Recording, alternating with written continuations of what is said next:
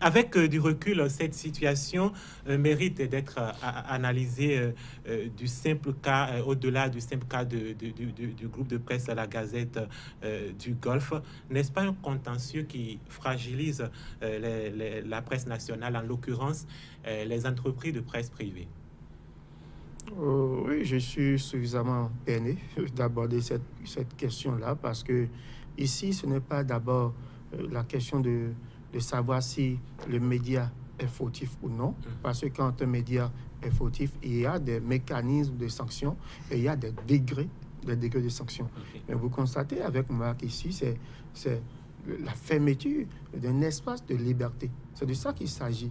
Lorsque on décide par rapport par un média, un organe de presse, de fermer, on ferme sans le délai, sans limite. Il n'y a pas de fourchette. On dit, bon, c'est fermé jusqu'à nouvel ordre. Vous voyez, c'est compliqué qu'on se retrouve dans des situations du genre. Et lorsque vous avez vu, certains confrères l'ont abordé, mais si c'est une émission, on peut suivre sans cette émission-là. Oui. On en a vu souvent sur les médias publics, où on voit que telle émission, que tel ennui, et puis finalement on estime qu'il faut suspendre une telle émission.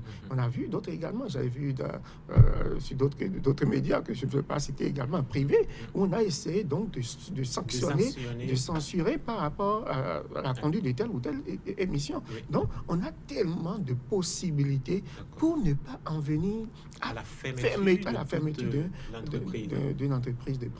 Parce que c'est de ça qu'il s'agit. Le premier élément important, c'est la question donc de la fermeture d'un espace de liberté.